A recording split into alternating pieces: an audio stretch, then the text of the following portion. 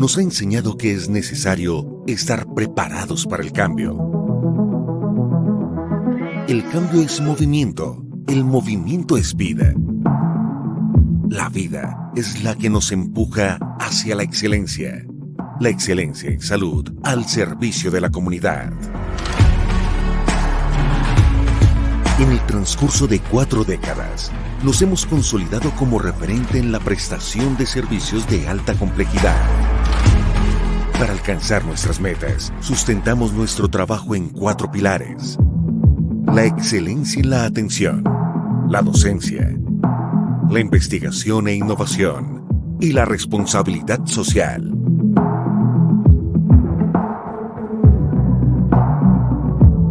Como institución hospitalaria, nuestra vocación primordial es satisfacer las necesidades de nuestros usuarios bajo un modelo de atención humanizado, centrado en el paciente.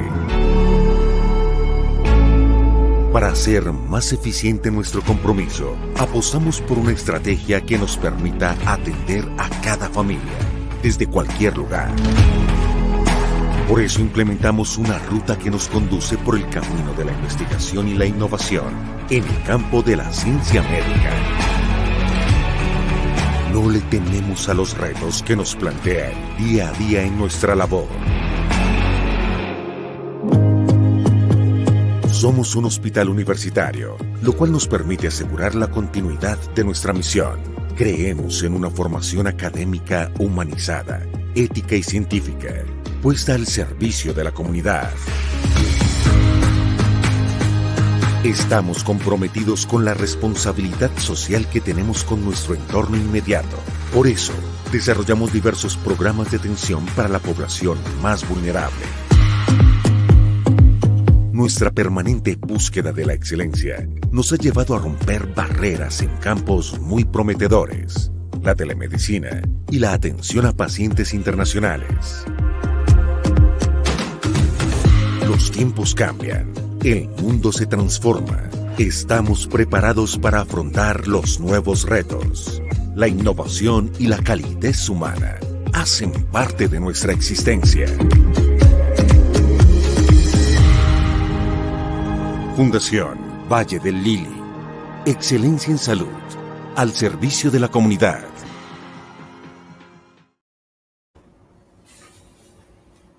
Buenas tardes. Quiero darle las gracias por haberse reunido hoy a acompañarnos en esta conferencia de síndrome aórtico agudo.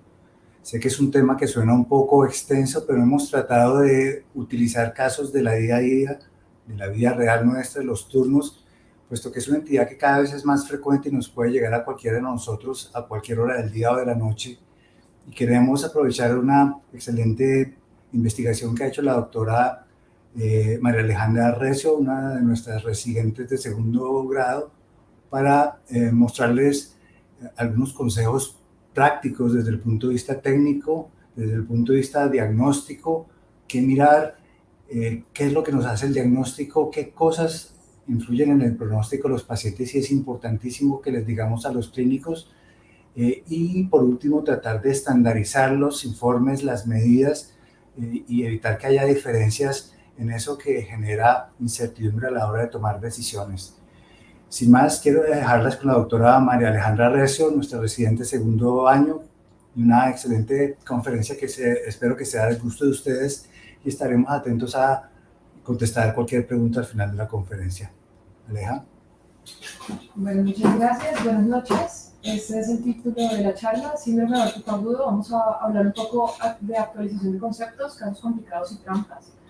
Esto se realizó en el contexto de la gran sesión del año 2022. Agradezco nuevamente al doctor Mejía por ser mi tutor para esta conferencia, y también a cada uno de los especialistas, radiólogos, cirujanos vasculares y por supuesto a mis compañeros que aportaron con sus comentarios a esta exposición.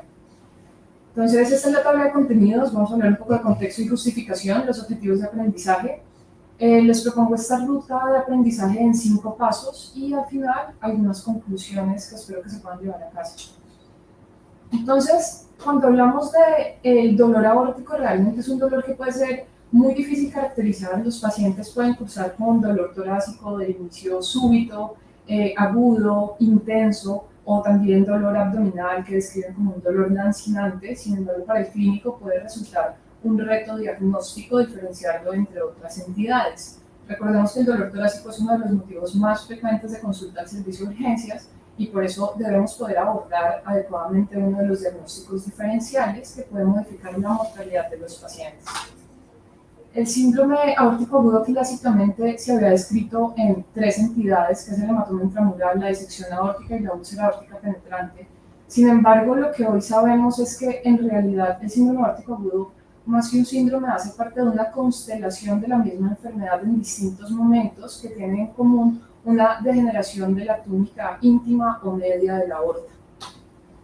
En el mundo existe algo que es el Registro Internacional de la Enfermedad de la Aorta, que recoge información de distintos centros hospitalarios que sobre todo se localizan en Estados Unidos y países europeos. En Colombia realmente no tenemos un registro, no sabemos cómo se comporta la enfermedad en nuestro territorio y por eso es muy importante que nos familiaricemos con ella y estemos sensibilizados con el tema. Entonces, al finalizar esta presentación, espero que tengan la capacidad de detectar los hallazgos del síndrome aórtico agudo, tener conciencia de la correlación imagen-fisiopatología, entender el protocolo de adquisición con el cual se realiza el estudio y reconocer y dar valor a las complicaciones, reportando lo que realmente el clínico necesita saber. Entonces, nuevamente, nuestra ruta de aprendizaje, empezamos con la fisiopatología y la definición del síndrome aórtico agudo. Y para eso les pongo esta pregunta generadora, que es cuáles son los hallazgos del espectro del síndrome aórtico agudo que podría encontrar. Entonces, para eso primero tenemos que saber cómo ocurre la enfermedad. Recordemos que la aorta es este gran vaso que atraviesa la caja torácica y abdominal, que la dividimos en distintos segmentos, una aorta descendente, un arco aórtico, una aorta descendente y una aorta abdominal, y que se encarga de la irrigación del cuerpo. Transporta a lo largo de la vida cerca de 200 millones de litros de sangre y va a estar histológicamente organizada en 3 capas. Tenemos una túnica íntima que realmente está compuesta por una membrana elástica y por células epiteliales. Tenemos una túnica media que sobre todo son capas organizadas de músculo liso y una túnica adventicia donde quiero que presten especial atención a la localización de la vasa vasorum y del nervio vasorum. Esto es importante porque dentro de la fisiopatología antes se proponía que la rotura de esta vasa vasorum podía estar involucrada en una de las patologías que vamos a ver en el síndrome. Esta es una representación histológica de esta misma ilustración que les acabo de mostrar. Entonces, hablando un poco de la fisiopatología, estos son pacientes que por lo general son hipertensos. En el registro cerca del 80% de los pacientes cursan con hipertensión.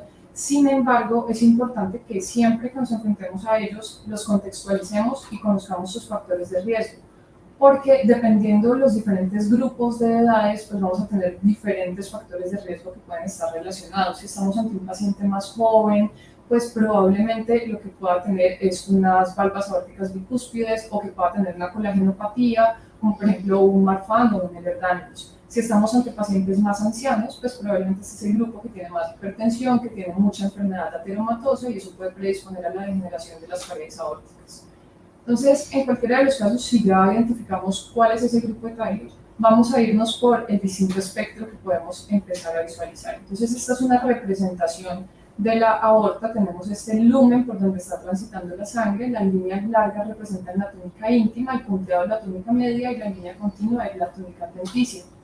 Entonces, cuando se produce una interrupción de esa túnica íntima, es lo que vamos a conocer como una disección aórtica. Esa disección aórtica se puede comportar de 3 maneras.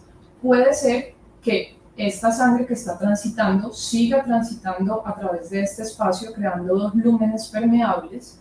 Puede ser que este segundo espacio se trombose o puede ser que este segundo espacio esté parcialmente trombosado. Luego tenemos otro escenario en el cual lo que se irrumpe es solamente la túnica media y esa irrupción de la túnica media, hay 2 teorías. Se proponía que fuera por un sangrado de esa vasa vasorum con la formación de un hematoma en este espacio y esto es lo que conocemos como hematoma intramural. Sin embargo, desde el 2013, Uchida propone que seguramente esto realmente está representando pequeñas microdisecciones de la túnica íntima y el hematoma intramural no es más que una disección aórtica parcialmente trombosada. Luego tenemos otra de los espectros de enfermedad, que es la úlcera aórtica penetrante. Estos son pacientes que tienen esa enfermedad ateromatosa. Vamos a ver una úlcera, placas ateromatosas en la túnica íntima, y eso puede predisponer a que se ulcere hacia capas profundas y puede eventualmente dar origen a hematomas intramurales o a disecciones aórticas. Y por último, otra de las entidades que se le está dando más reconocimiento recientemente, que son las lesiones intimales mínimas, que se produce una disrupción focal de esa túnica íntima sin crearse como una doble luz, y esto potencialmente podría desencadenar disecciones aórticas. En cualquiera de estos 4 escenarios, esta pared se ha debilitado, y el hecho de que la pared esté débil puede predisponer a que haya una degeneración aneurismática. Bueno, vamos a este segundo escenario, que es ante la sospecha del síndrome aórtico agudo, ¿qué estudio deberían solicitar? Entonces, hablando un poco del protocolo de adquisición, pues realmente esto se debería realizar en tomógrafos multidetectores, y deberíamos garantizar siempre que haya estas 3 adquisiciones: una adquisición simple, una adquisición en fase arterial y una adquisición venosa.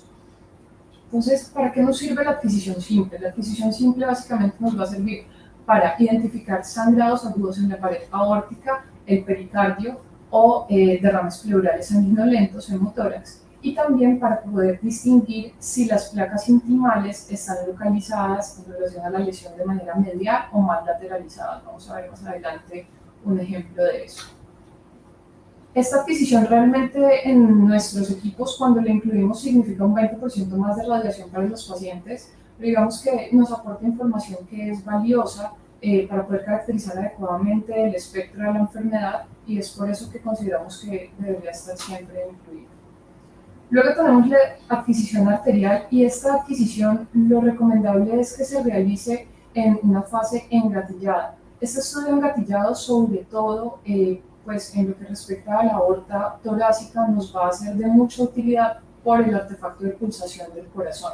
Entonces, este es un ejemplo en el cual se realizó en este paciente primero una adquisición no engatillada, y podemos ver cómo se produce este artefacto que nos da como una doble luz, que en ojos inexpertos se podría interpretar como un colgajo de disección. Sin embargo, cuando hacemos el estudio engatillado, nos podemos dar cuenta pues, que realmente las paredes de la aorta están íntegras y uniformes, y por lo tanto pues, se descarta.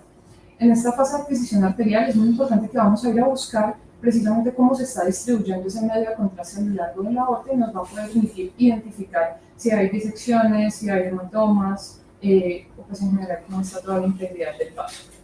Y por último tenemos la adquisición venosa, que a mí personalmente me gusta mucho pensar en esta adquisición como una fase arterial tardía, porque nos va a permitir ver, sobre todo en estos pacientes que tienen incremento del calibre de la aorta, a veces es difícil distinguir, por ejemplo, en estas fases tan tempranas arteriales, si esto realmente está como un defecto ahí de llenado por un trombo o qué está pasando. Pero en la adquisición venosa ya nos damos cuenta pues, que realmente el vaso se está llenando completo, y nos permite pues como hacer esa diferenciación.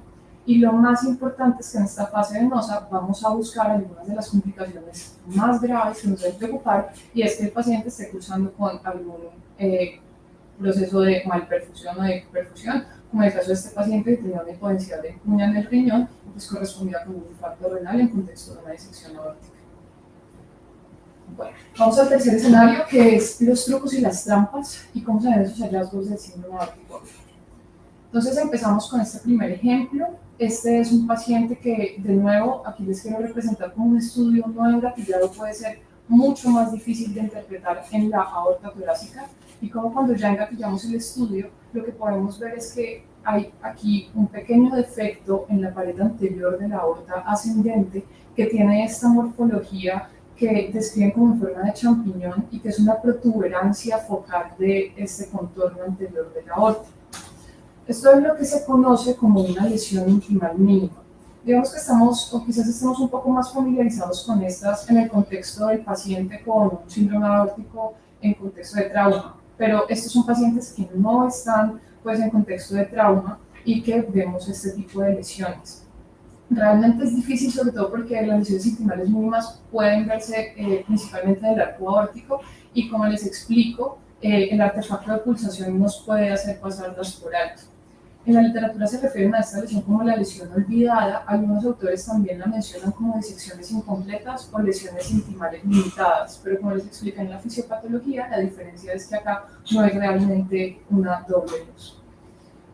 Y si esto es o no es importante, pues realmente es hasta hace poco que se le está dando como más importancia. Este es un estudio que hicieron con la Universidad de Stanford y quisieron evaluar cómo era la sobrevida de estos pacientes en quienes se había detectado una lesión intimal mínima al cabo de 30 días y al cabo de 5 años. Y pues realmente lo que ellos observaron es que al cabo de 30 días se comportaba muy similar a la mortalidad de los pacientes que tenían disecciones aórticas, pero al cabo de 5 años, pues vemos que incluso superaba la mortalidad de estos pacientes. Realmente, y discutiéndolo con el equipo de cirugía vascular de acá, es muy difícil hacer este seguimiento a estos pacientes porque la mayoría de síndromes aórticos que nos llegan ya están en fases más avanzadas de la enfermedad. No sabemos si las lesiones intimales mínimas realmente puedan desencadenar disecciones aórticas. Eso es lo que reporta la literatura y por eso quizá deberíamos empezar a darles más importancia. Pero lo que es cierto es que no hay consenso del manejo ni tampoco del seguimiento que se debería hacer en estos pacientes, y pues la idea de presentárselos es que ustedes al menos se estén familiarizando con esta lesión. Seguimos con este otro escenario, que son los pacientes que tienen una extensa enfermedad ateromatosa. Entonces, pues en esta ilustración lo que básicamente les quiero mostrar es, esto está representando la túnica íntima, esta es la media y esta sería la adventicia. Entonces recordemos que estos pacientes pues inicialmente van a generar unas placas que pueden localizarse solamente en la túnica adventicia, pero a medida que esas placas se van profundizando es que las vamos a llamar que están generando una úlcera aórtica penetrante o que están ulcerando esa superficie o esas capas de la pared aórtica. Entonces, dependiendo de la complicación que hagan asociada, vamos a decir o que son úlceras aórticas penetrantes con formaciones aneurismáticas o que pueden incluso llegar a romperse. Hay un término que también es ampliamente utilizado que son las placas ulceradas o blandas y debemos distinguirlo de las úlceras aórticas penetrantes. Entonces, las placas ulceradas o blandas son aquellas placas que están limitadas a la túnica íntima. Entonces, esta básicamente lo vamos a ver en las tomografías, sirve mucho verla en planos sagittales como una interfaz de tejido blando ondulante en esa pared de la aorta, que es en contexto de una aorta que tiene mucha enfermedad ateromatosa. Mientras que la úlcera aórtica penetrante es una úlcera que va más allá de la íntima. Entonces veamos aquí como en la ilustración supera esa túnica íntima, se extiende a la túnica media e incluso puede llegar a la adventicia y romperse. Entonces este es el ejemplo de un paciente, esta es la adquisición simple, adquisición arterial. En la simple podemos ver todas esas enfermedades ateromatosa. En este coronario, en el arterial, vemos como además de placas calcificadas también tenía placas blandas, pero realmente miren que todas las placas están respetando esta línea de contorno aórtico, no se ve ninguna que lo esté superando. Es decir, que en este contexto estamos con un paciente con una extensa enfermedad ateromatosa de la aorta con placas fibrocalcificadas y placas blandas. Veamos este otro ejemplo. Este es un paciente que en el contorno anterior de la aorta ascendente se ve una protrusión que está generando una deformidad de ese límite del contorno aórtico. Este es un paciente que tenía una úlcera aórtica penetrante y vemos que tiene como esta formación ocular. Más adelante les voy a explicar cómo es importante medirle el cuello y la profundidad a esta evaginación que va más allá de la adventicia y que es en contexto de una aorta que está extensamente enferma por placas. Bueno, ahora pasamos a otro del espectro del síndrome aórtico agudo. Entonces tenemos esta adquisición simple donde en el contorno lateral podemos diferenciar que hay una hiperdensidad en forma de semiluna. Cuando lo medimos con el ROI realmente tiene una densidad de sangre. Entonces, esta es una de las razones por las cuales es tan importante el simple, porque nos permite hacer una identificación de esos hematomas intramurales. Quiero que vean cómo en estas otras adquisiciones hay otro truco muy importante con los hematomas intramurales, más allá de la adquisición simple, que es cómo se están comportando las placas. Entonces, miren que en este paciente, en esta adquisición sagital, podemos ver que tiene placas fibrocalcificadas en este margen adyacente a esta pared de la aorta, y vemos cómo tiene esta hipodensidad al lado. Probablemente este es un paciente que tenga, pues, es en contexto de una disección aórtica que pueda estar trombosada y las placas, vean como la placa íntima se queda medializada, a diferencia de este otro paciente que tiene un aneurisma de la aorta con un trombo mural, pero recordemos que en el aneurisma puro de la aorta, las tres túnicas de la pared siguen juntas. Entonces las placas que se formen pues realmente van a estar hacia la periferia del contorno aórtico. Entonces esto es un truco muy importante para poder diferenciar las disecciones aórticas trombosadas de los aneurismas con trombos murales o pues de los hematomas intramurales. Entonces, retomando un poco el tema de los hematomas intramurales, ellos también pueden tener dos manifestaciones adicionales en las imágenes que debemos poder reconocer, que es precisamente estas proyecciones tipo úlceras, que pues básicamente vamos a identificar un hematoma intramural en el cual se va a ver esta proyección con morfología saccular, y las piscinas o las acumulaciones de sangre intramural que van a ser vasitos lumbares que van a estar llenando ese hematoma intramural, y pues va a tener esta imagen de acumulación de sangre en la topografía del hematoma. Bueno, y ya seguimos propiamente con la disección. Entonces, cuando nos enfrentamos a la disección aórtica, pues lo primero que debemos intentar definir es la extensión de la disección. Entonces, este es el ejemplo de un paciente que podemos definir que la disección se extendía desde la raíz aórtica y se iba de manera longitudinal hasta la aorta descendente. Lo segundo que vamos a intentar definir cuando estamos ante una disección es lograr identificar cuál es la luz falsa y cuál es la luz verdadera. Entonces, en la literatura hay muchos signos que nos pueden ayudar. Entre esos signos está el signo de la telaraña, que son precisamente esas capas de túnica media que quedan desprendidas y van a dar como esta imagen de telaraña. Otro de los signos es el signo del pico, en el cual se forma un ángulo agudo en esa luz falsa y pues nos puede intentar como ayudar a distinguirlas. Y pues por supuesto algunos dicen también como el tamaño de las luces, pero digamos que eso puede ser un poco más variable. Otra de las cosas importantes cuando nos enfrentamos a la disección es definir si el colgajo de disección se está yendo longitudinal, como era el caso de este paciente, miren que se va a lo largo de la aorta, o si el colgajo, como esto es una estructura tubular, se puede ir de manera circunferencial. Entonces, si el colgajo se va de manera circunferencial, es una de las cosas más temidas de cómo se comporta una disección, porque los colgajos circunferenciales tienen mayor mortalidad asociado a una de las complicaciones que son las intususecciones íntimo-intimales. Entonces, este es otro ejemplo de un paciente que tenía una disección aórtica en la aorta ascendente. Esa disección se extendía de manera circunferencial a la altura del arco aórtico, y miren que nos da esta imagen como de un vaso dentro de vaso, que cuando lo vemos en esta otra proyección, lo que dice la literatura o que recuerda es esta morfología en manga de viento. Y cuando vemos esta imagen, pues lo que más nos tiene que preocupar es que el paciente vaya a hacer la intususección íntimo-intimal, que es precisamente ese colgajo que se desprende de manera circunferencial puede intususectarse en la aorta adyacente, y como esto ocurre sobre todo en la aorta ascendente, puede generar una obstrucción de los vasos supraórticos, como es el caso de este paciente. Se diseca, se intususecta y hace una obstrucción de vasos, y pues puede tener todas las complicaciones que les imagino.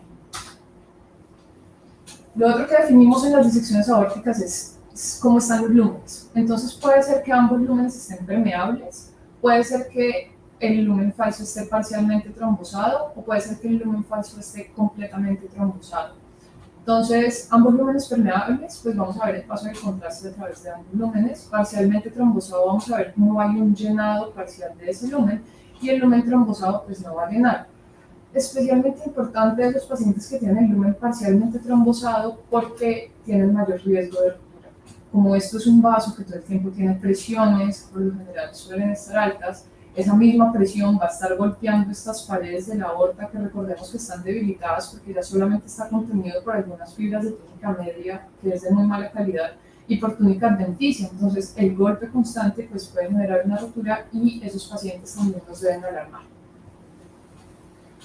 Hablando un poco de trampas, entonces tenemos las trampas viejas conocidas, artefactos de pulsación y desenfoque, sobre todo en la raíz aórtica y la aorta ascendente, ya hemos hablado bastante de esto, se resuelve haciendo estudios engatillados. Y tenemos el nuevo artefacto por conocer que también puede que estemos ya relacionados, y es los artefactos de flujo. Entonces, básicamente estos son artefactos que se producen porque no se ha hecho un llenado homogéneo de la aorta, y en algunas de sus ramas, sobre todo este artefacto puede molestar en aorta abdominal, nos puede dar esto que podría interpretarse como un defecto de llenado. Entonces, algunos de los trucos para diferenciar que pues esto es realmente un artefacto de flujo es que vemos básicamente como el contraste se va difuminando, y esto lo llaman en la literatura como una imagen similar al humo. Entonces, pero realmente aquí lo importante es que si le medimos la densidad de este contraste acá, nos vamos a dar cuenta que respecto a esta pues está muy diferente, y que probablemente esta imagen de defecto pues no se trate más que un artefacto de flujo. En esos escenarios, de nuevo, vamos a ir a buscar la fase venosa, cómo se está comportando, si ya ha terminado de llenar, y pues por eso les digo que la venosa es realmente una arterial tardía, y si persiste, pues podrían empezar a considerarse otras opciones diagnósticas. El cuarto escenario es cómo vamos a clasificar estos hallazgos que encontramos y qué es lo que deberíamos decir. Entonces, lo primero es que las tenemos que localizar. Y para la localización ya les voy a explicar qué deberíamos usar. Lo segundo, sobre todo en las disecciones de aorta, es definir su cronicidad, si estamos ante una disección hiperaguda, aguda, subaguda o crónica. Y lo tercero es definir cuáles son las complicaciones. Entonces, en cuanto a la clasificación, vemos que históricamente pues, está la clasificación de DeBakey, un poco más compleja anatómicamente de entender. Surge la clasificación de Stanford como para hacernos la vida un poco más sencilla, porque simplemente dice todas las disecciones que se produzcan más allá del extremo distal de la arteria subclaviana izquierda pues van a ser clasificadas como disecciones tipo B, y todas las disecciones que ocurran hacia acá pues van a ser las tipo A. Sin embargo, estas clasificaciones DeBakey compleja, Stanford, tienen una zona gris, que es precisamente aquellas disecciones que se producen en el ostium de la arteria subclavia izquierda. Es por eso, como es el caso pues, de este paciente que les traigo, que está ahí como la disección en ese territorio gris que algunos podrían llamarlo A, otros podrían mencionarlo como B. Es por eso que en el 2021 la Sociedad Vascular de Cirujanos propuso este nuevo método para hacer la clasificación de las disecciones. Entonces ellos dividieron la aorta en 11 segmentos, dijeron que ya el punto de corte no iba a ser la arteria subclavia izquierda, sino que iba a ser el tronco rectocefálico, todo lo que esté por delante va a ser A, todo lo que esté más allá va a ser B, y sencillamente lo que vamos a definir es dónde se inició el colgajo. Entonces, por ejemplo, si se inició aquí en la zona A, pues va a ser una disección A, y vamos a definir su extensión. Entonces, si el colgajo está desde esta zona 0 hasta la zona 4, entonces vamos a llamar, por ejemplo, a una disección aórtica A 0,4.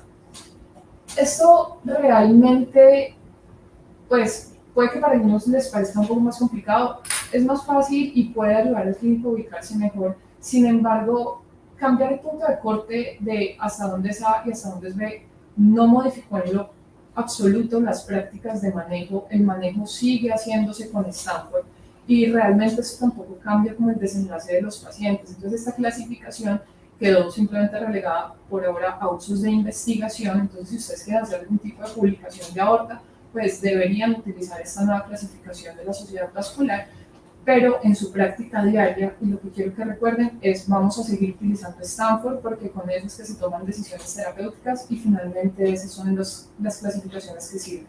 Entonces, punto de corte, arteria subclavia izquierda. En cuanto a la cronicidad, entonces pues recordemos que las disecciones se va a producir estas dos luces, y esto va a estar expuesto a un montón de cambios hemodinámicos y a cambios como tal biológicos que van a estar ocurriendo en lo que queda de esta pared que está conteniendo la luz falsa.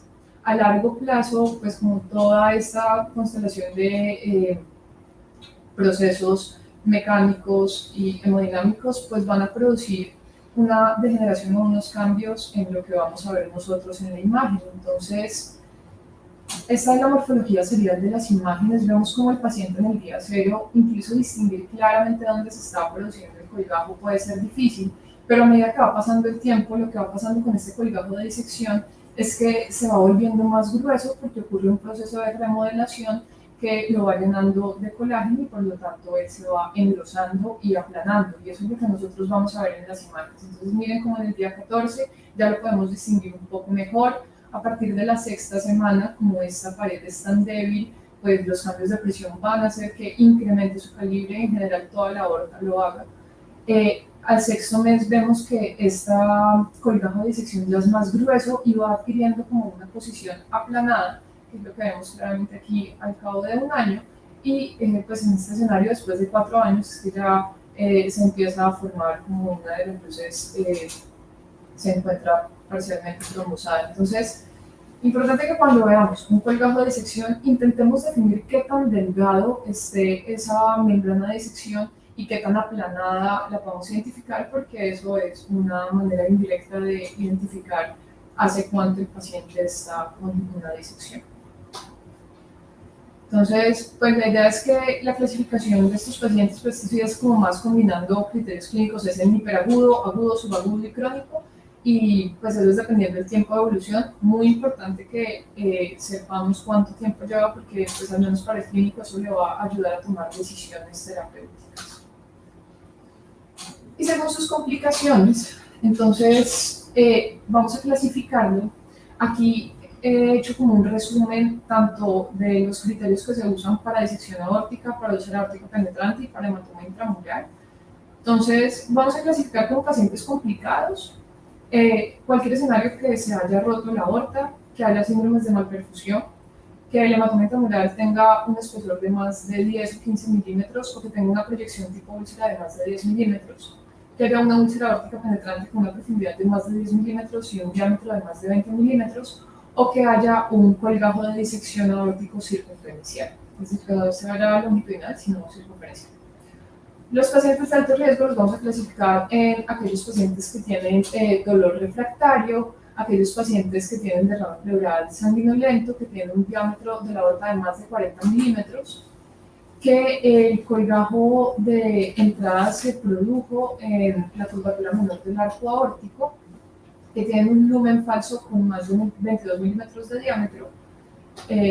Pues aquí, como para ilustrarles lo que les explicaba del espesor del hematoma intramural y el tamaño de la úlcera aórtica penetrante, una profundidad de más de 10 milímetros y un cuello de más de 20 milímetros, o que sea un colgajo circunferencial. Entonces, hablando un poco más de una de estas complicaciones bien temidas, que es la malperfusión, recordarles que esto es cuando ocurre un compromiso del flujo sanguíneo a uno de los órganos. Esto tiene mayor riesgo, sobre todo en los segmentos aórticos angulados. Eso explica por qué es tan frecuente que haya compromiso de la circulación hacia los riñones. Y también cuando se ha producido una disección que tenga una propagación distal de la luz falsa, pues sobre todo en la aorta descendente. Importante que diferenciemos qué es malperfusión a síndrome de malperfusión. Nosotros como radiólogos podemos hablar de hallazgos imaginológicos de malperfusión, pero el síndrome de malperfusión implica que el paciente tenga un cambio fisiopatológico clínicamente reconocido, por ejemplo, que tenga una isquemia mesentérica con acidosis láctica. Entonces nosotros podemos advertir que hay alguna imagen que podría sugerir malperfusión y ya es trabajo del clínico determinar si eso está en contexto o no de un proceso isquémico real. Se dice que cerca del 20% de los pacientes con disección aórtica que están por B van a tener un síndrome de malperfusión, y la mortalidad hospitalaria de estos pacientes es mayor, del 30% versus las que no lo tienen, que es del 9%. Entonces, pues, la idea es que estemos también como muy sensibles a buscarlas, porque cambia el pronóstico del paciente. Las malperfusiones pueden comportarse de 3 maneras. Entonces, puede ser que tengamos un vaso, esta es su luz falsa, esta es su luz verdadera, y por algún tipo de proceso de trombo, de placa, se produzca una disminución permanente o estática de la luz de este vaso. Puede ser que por los cambios de presión esta luz falsa desplace ese colgajo de disección y genere una obstrucción del óseo de la luz verdadera. Ese sería un proceso dinámico que a veces en imágenes no podemos detectar. o puede ser que haya una combinación de las dos, que la luz falsa produzca una disminución de la amplitud de esa luz verdadera y que ya hayan cambios en esa pared que crónicamente produzcan una disminución en la amplitud del lumen. Entonces, pues, ¿dónde es más frecuente que podamos ver esto? En pacientes que vayan a cursar con isquemia renal, isquemia mesentérica, isquemia en miembros inferiores.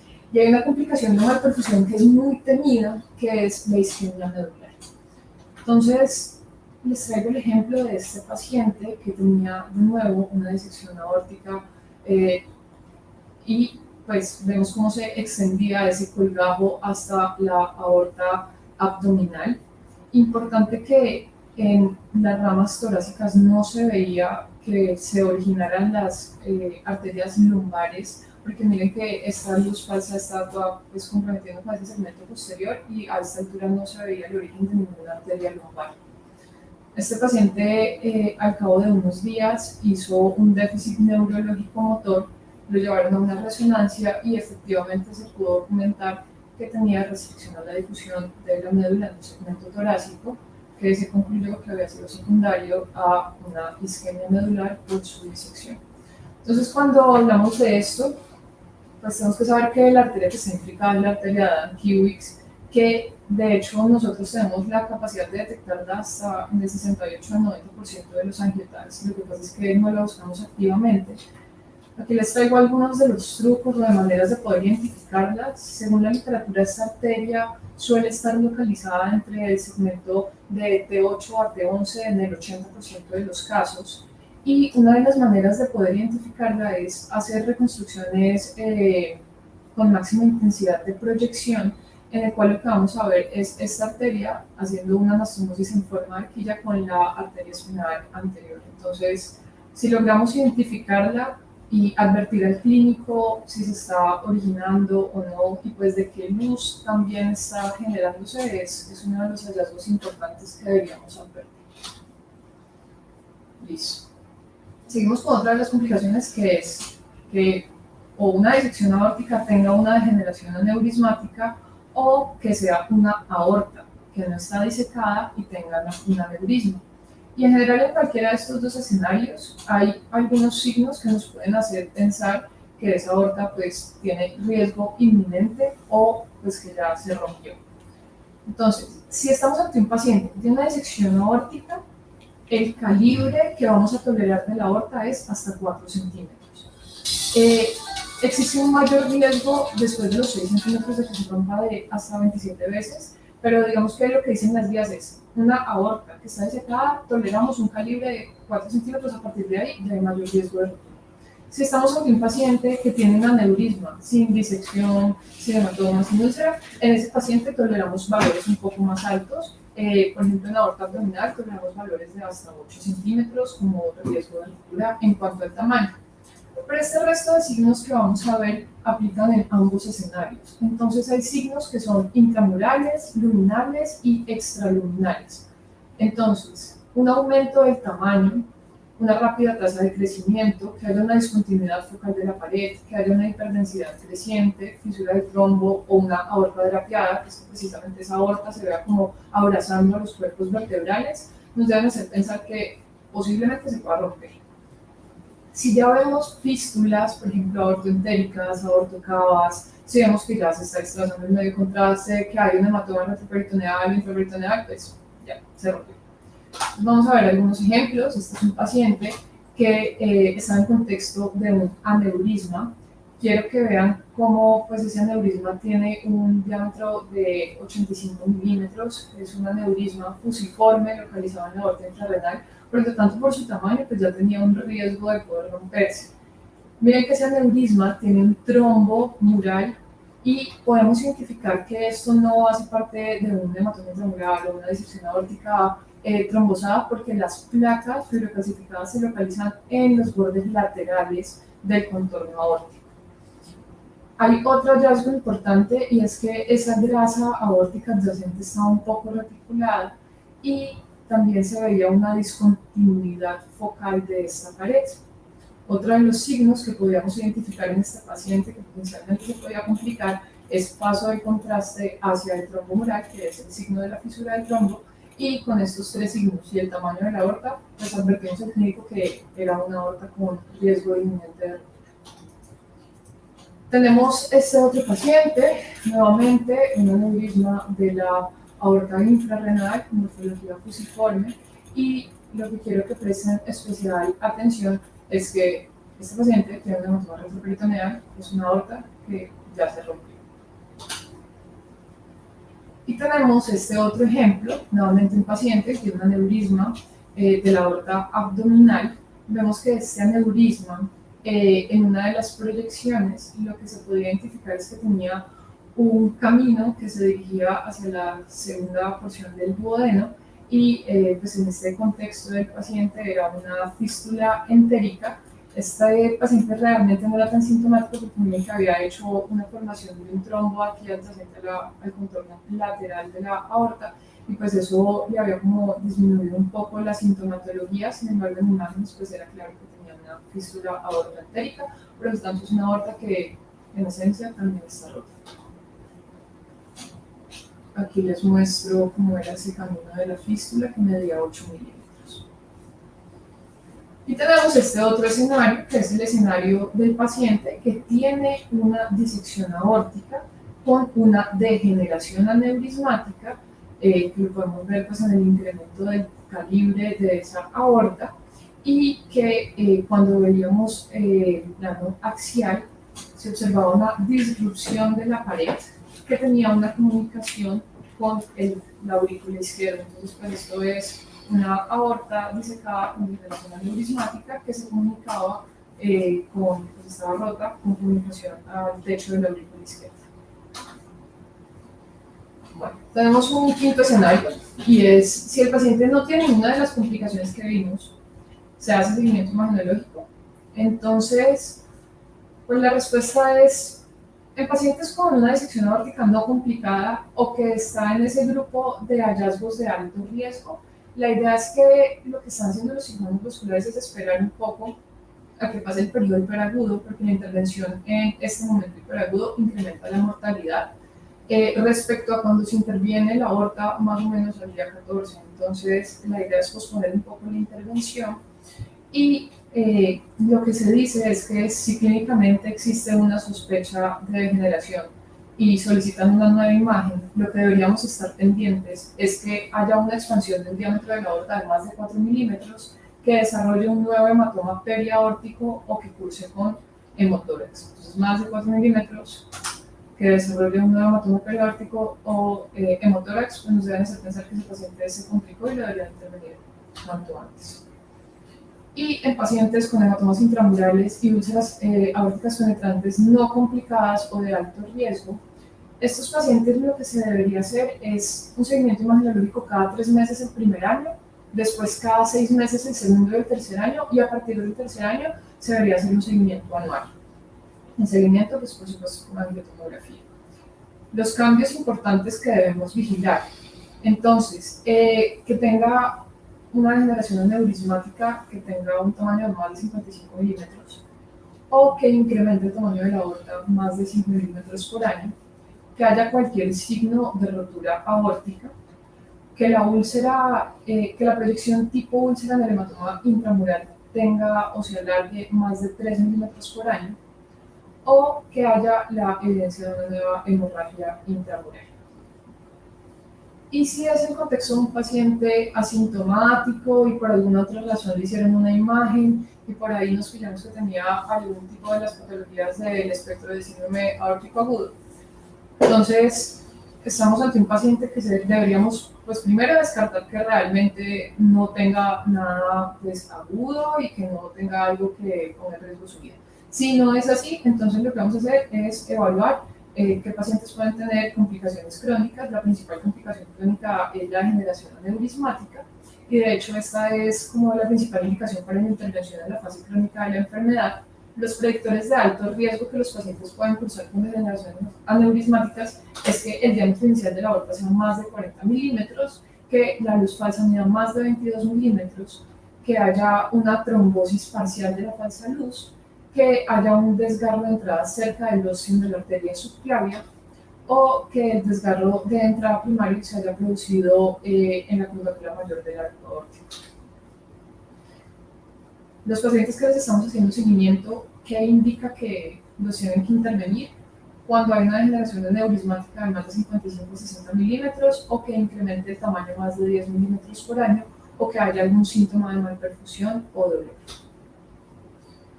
Bueno, esto es como a manera de resumen de todo lo que hablamos. Entonces la idea es que cuando se enfrenten al estudio simple, busquen sangre derrame pericárdico, hemotórax, intenten identificar si hay hiperdensidades en forma de media luna que ya los oriente más hacia un hematoma intramural.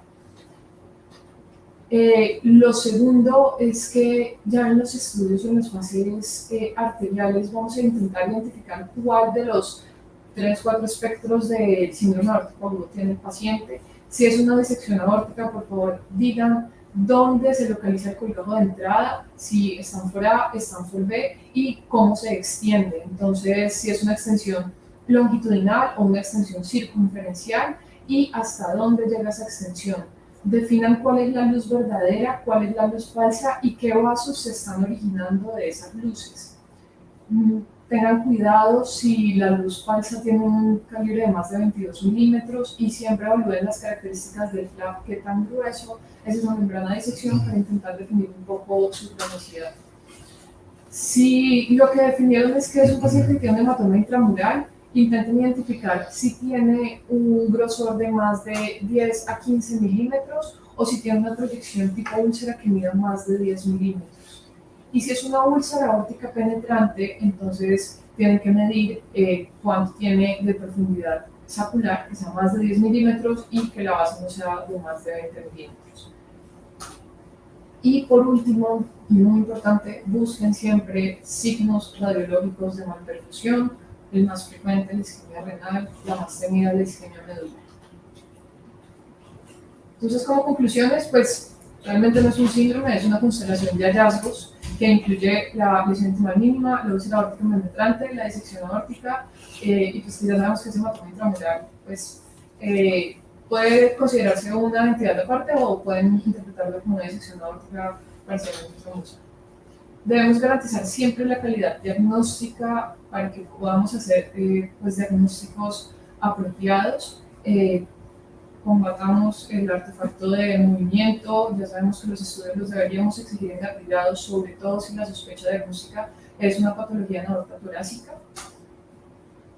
Debemos siempre discernir entre las características radiológicas de cada uno de los hallazgos del síndrome aórtico agudo y darle valor a aquellas cosas que cambian conductas y pronóstico del paciente.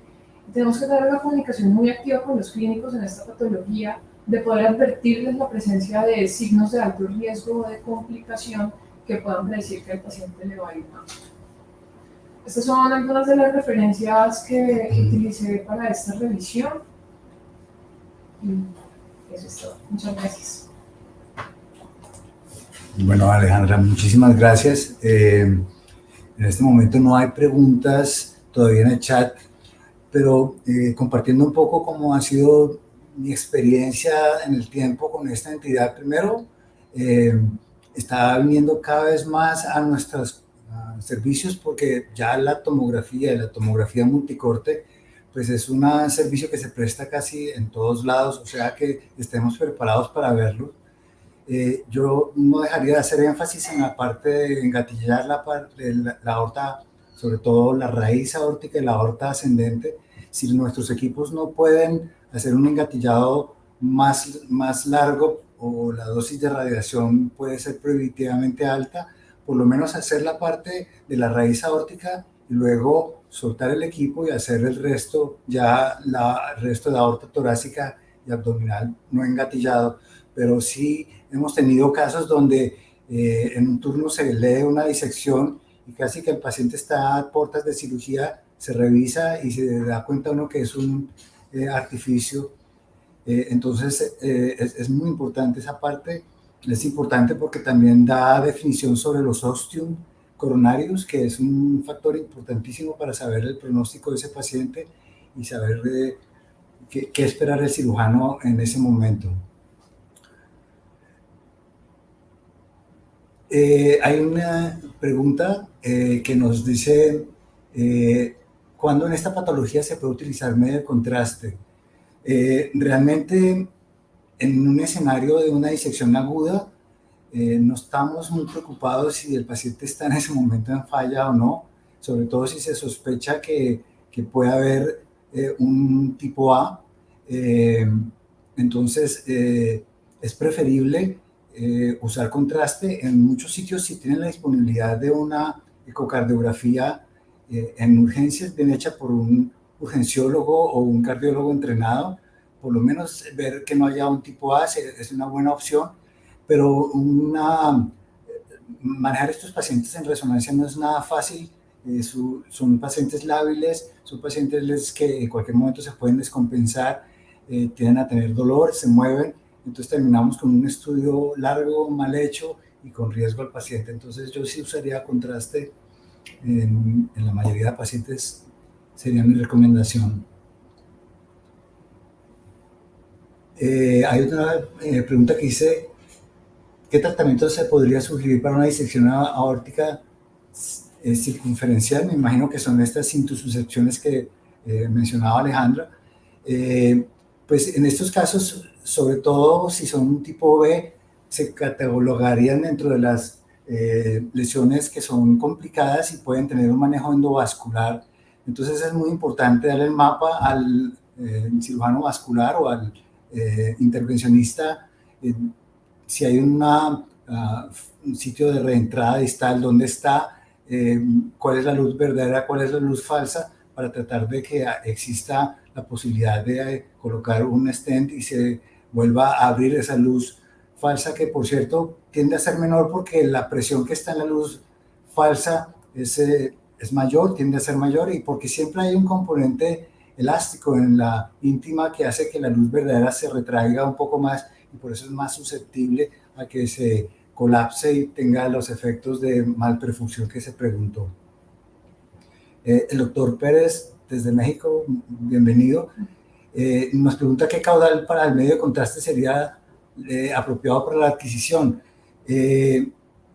Nosotros siempre procuramos que se pueda hacer un caudal óptimo, por lo menos de 4.5 centímetros en adelante, idealmente 5, por eso es importantísimo también tener un excelente acceso vascular con una catéter, ojalá 16 o 18,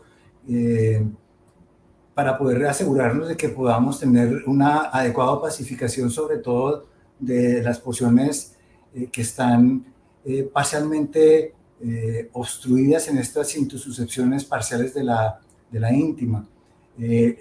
Alejandra hizo énfasis varias veces que así estemos siempre preocupados por la radiación, la fase venosa es muy, muy importante en esta patología, porque en la luz falsa podemos tener diferentes tasas de flujo. Lo que creemos que está trombosado en la primera adquisición resulta que se opacifica en la más tardía y sabemos que simplemente tiene un flujo un poco más lento. Y también hay órganos que inicialmente pensamos que pueden estar completamente isquémicos, y en las imágenes más tardías vemos cómo opacifican. Es importante saber pues, que hay un flujo lento, pero que sí están opacificando.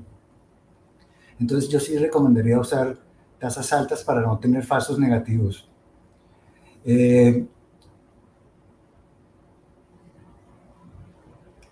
Ha sucedido que en el procedimiento se produzca una ruptura abrupta de un aneurisma. No que yo conozca, no sé, Aleja, si ha reportado algo en la literatura. Generalmente la presión en la cual se está inyectando es para mantener un bolo compacto, pero no necesariamente se transmite esa presión a la luz para tener el riesgo de que uno vaya a romper de pronto con el procedimiento o con la imagen la luz del aneurisma, tanto en la disección como en un aneurisma normal. Así que, de hecho, fíjate que si hay una aneurisma grande, no disección, sino un aneurisma normal grande, ese llenamiento de la luz puede ser muy lento, y si el tecnólogo no se da cuenta de eso, sensa muy temprano y perfectamente podemos dejar de ver el aneurisma completo y simplemente si no usamos la fase tardía no lo vamos a ver en toda su extensión o las ramas distales, lo cual habla de que la presión baja súbitamente en esas dilataciones aneurismáticas.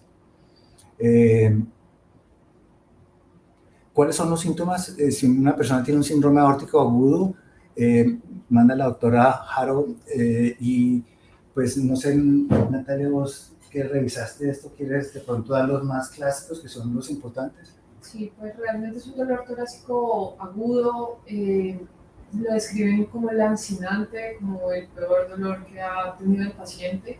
Cuando es una patología que compromete la aorta abdominal, pues la consideración que se hace es que algunos pacientes describen que es como si los atravesara un cuchillo, es un dolor que va hasta la espalda, pero realmente no hay un único síntoma o signo que le haga al clínico pensar que está ante un dolor aórtico.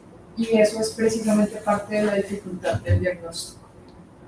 Sí, es muy importante porque sobre todo en disecciones tipo B hay un porcentaje no despreciable de pacientes que no tienen el síndrome clásico del dolor desgarrante, y si no hay la sospecha clínica puede fácilmente pasarse, y si digamos está contenido, hemos tenido casos donde consultan 1, 2 y 3 veces hasta que alguien le manda el TAC. Por eso cada vez con más frecuencia hacemos los dobles o triples descartes, porque la clínica no siempre es ajustada como la muestran los libros. Entonces es una muy buena pregunta y siempre hay que estar atentos y sospechando en eso. También nos preguntaba Julio César Zambrano si los artificios disminuyen con los TACs de alta resolución, entre más multidetectores haya. Yo diría que disminuyen en una medida en que los pacientes no necesitan unas apneas más largas, pero los artificios de raíz aórtica no disminuyen si no se engatillan más esos pacientes que están taquicárdicos, que están agitados, que están en estado álgico y probablemente en shock. Entonces yo sigo recomendando que se engatillen por lo menos la parte de la raíz aórtica. El doctor Justo Javier Pimentel desde Panamá, bienvenido, nos pregunta que si el papel del radiólogo intervencionista sería algo más que simplemente en las disecciones crónicas.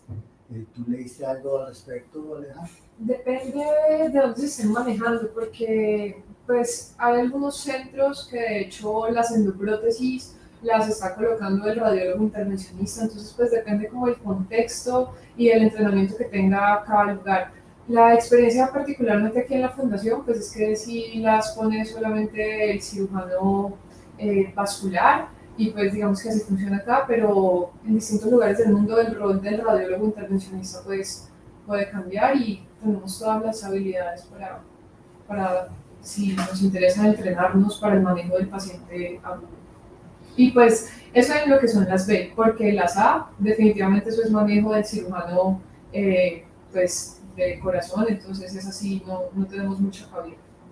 Sí, por eso es importante lo que mencionaba la doctora Recio, de mirar, aparte nos emociona mucho y se está disecada, dónde comienza, dónde termina, mirar ya con calma la fase venosa y ver qué órganos están mal perfundidos, porque ya esos signos de complicación o unos diámetros más de 4 centímetros, ver que tenga de pronto un hematoma retroperitoneal apareciendo, cualquier cosa que te haga parecer que haya algo que no esté yendo bien, es importante avisarle al intervencionista que él pueda de pronto actuar en caliente y tratar de mejorar o de proteger esa aorta antes de que se rompa o que haya un daño irreversible en un órgano. Entonces, en etapas agudas también tienen un rol importante, y en etapas crónicas el seguimiento que le hacen para ver que esa aorta no vaya creciendo y que ya sea hora de colocar un stent y proteger esa aorta que no se vaya a reventar. Qué pena, la doctora Adriana Patricia Ortiz, quizás los otros personas estaban confundidas. Nosotros hablamos de engatillamientos, es el gating cardíaco que dicen los libros, o sea, sí es la sincronización cardíaca. Realmente no nos interesa si está a 100 o 120 latidos por minuto, no vamos a ver todas las coronarias, con tal de que logremos obtener imágenes con algún grado de orden y poderlas reconstruir es suficiente. Entonces, sí es la sincronización cardíaca, y vuelvo y digo, con tal de que la usemos en la aorta ascendente y en la raíz, yo creo que es suficiente. El resto sí podemos hacerlo sin sincronía cardíaca. Dice la doctora Carla Yesenia Segura, nos pregunta cómo correr si no sabía de la patología del paciente. Algunos solo indican dolor agudo, incluso de abdomen, y ya es muy tarde y se reviente el aneurisma. Sí, eso tiene que ver mucho con lo que hablábamos ahorita de las clínica, que no es perfectamente estandarizable. Pueden haber síntomas vagos de dolor, y por eso los tecnólogos, que son los primeros que se enfrentan a eso, uno quizás no puede estar todo el tiempo en urgencias, estén sensibilizados a detectar eso, y que exista un protocolo de llamada a ustedes: doctor, échenme una revisada del estudio, le hacemos algo más, porque sí se encuentra uno muchísimas cosas, pacientes con dolores abdominales agudos en los cuales se sospechaba cualquier otra causa, y es importante no solo disección, sino aneurismas que están en inminencia de ruptura. No sé, Alejandra, si tienes otra que añadirle a eso. Entonces, sí, no cuenten con que siempre les van a decir: sospecho que este paciente tiene disección. Es usted el que se encuentra con esa, y tiene que enfrentarse con dar el código azul, llamar al cirujano y enfrentar a ese paciente sin secuencias o cortes más tardíos. ¿Cuánto es la cantidad de contraste adecuada? Pues digamos que con los equipos nuevos, en los cuales rápidamente nosotros contamos con la fortuna de contar con un 320, o sea que en 5 o 10 segundos ya tenemos tórax y abdomen. Pues obviamente nos interesa tener el bolo compacto, pero no extenderlo en mucho tiempo, o sea que con 75 centímetros bien hechos es suficiente. Si por alguna razón no tenemos ese tipo de equipos y tenemos que sincronizar o engatillar solo la parte de la aorta ascendente y de la raíz, nos toca, por decirlo de alguna forma, soltar el equipo, pues ya simplemente se asegura uno de que prolongue la inyección. Entonces quizás vayamos a los 100, 120 centímetros por segundo, asegurándonos de que cuando lleguemos a la aorta abdominal no haya pasado el contraste y nos quedemos con una aorta lavada. Pero pues en cierta forma, paciente por paciente lo va haciendo. Uno tiene que estar mirándolo con el tecnólogo, y si uno ve que en el primer barrido había una dilatación aneurismática, hay que hacerle otro barrido, y a veces se lleva unas sorpresas, pero esa sería la cantidad de contraste que yo recomendaría. El doctor Barón Pérez pregunta: ¿qué tan prevalente es la intususcepción en nuestro medio, y hay otra ayuda diagnóstica aparte de los signos radiológicos que nos permitan sospecharla mejor?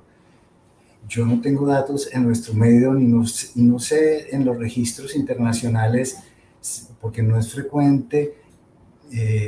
Si ya lo tengan, pero los registros nos ayudarán a saber, pero no es prevalente, gracias a Dios, no es frecuente, pero cuando sucede es muy, muy grave.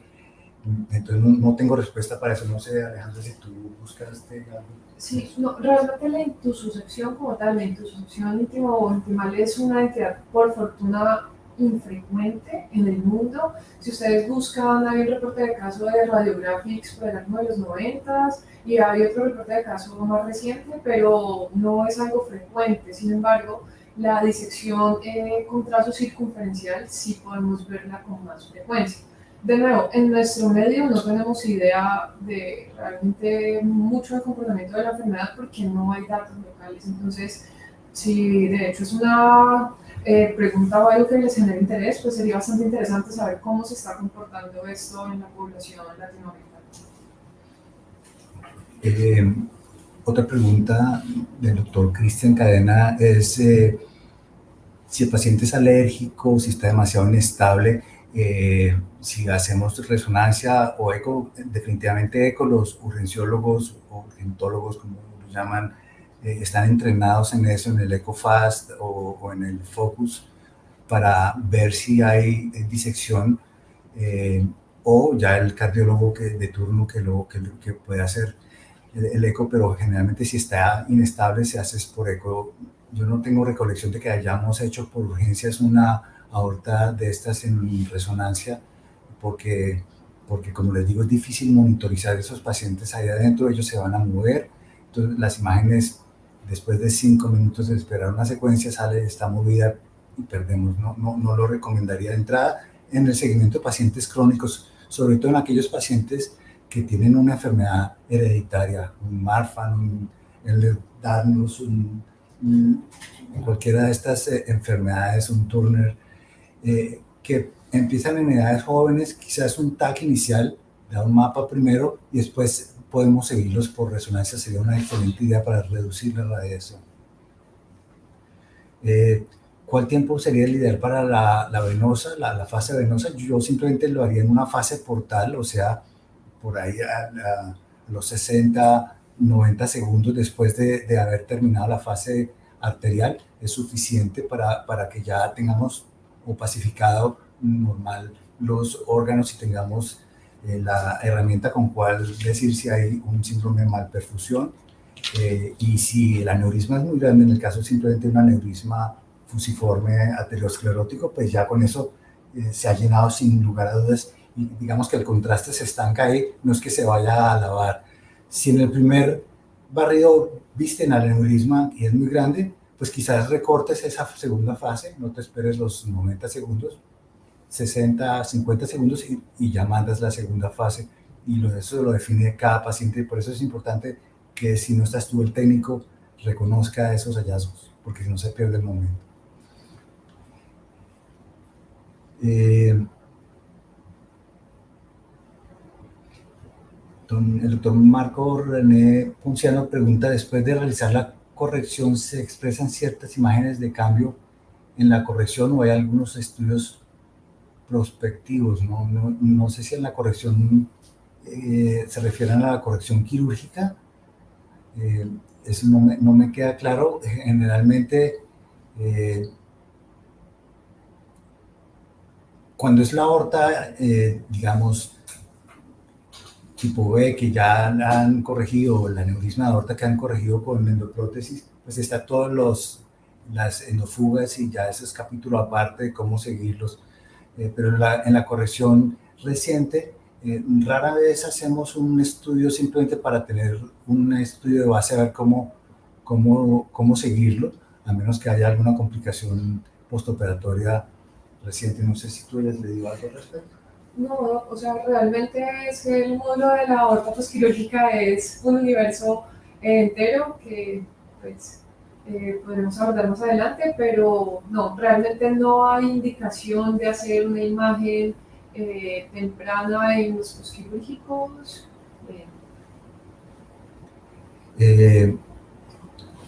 Una pregunta para ti te manda Eduardo Díaz, que es tecnólogo, y yo creo que muchos tecnólogos están pensando en eso, o R1, R2, que nos enfrentamos solitos al turno a las 2 de la mañana. Dice, hay casos donde el barrido arterial, la parte de la disección, no capta el medio de contraste. ¿Es recomendable hacerle un barrido venoso teniendo un equipo de 128 cortes?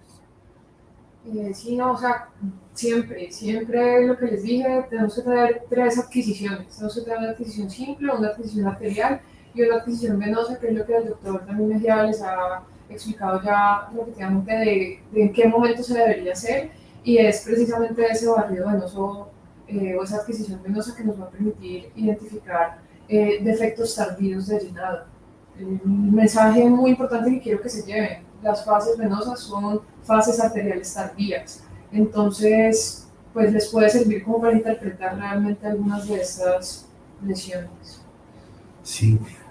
Saliéndonos un poco de la parte de la disección, si es el aneurisma con inminencia de ruptura por la clínica o roto, una opción es hacer un barrido simple, y ahí mismo vamos a ver dónde está el epicentro del aneurisma, en la parte más grande, y ahí hacer el censado del timing bolus para que sea en ese momento en que se empieza a opacificar el centro de ese aneurisma, donde empecemos a adquirir la imagen, porque si no fácilmente, como la doctora Recio dijo, yo lo mencioné antes, vamos a llegar ahí y no vamos a ver el contraste porque simplemente no ha opacificado.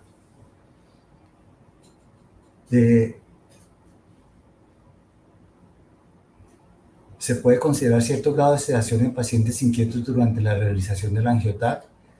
Tú que estás en los turnos, no, o sea, realmente, pues hablar de sedación en un paciente para una tomografía no.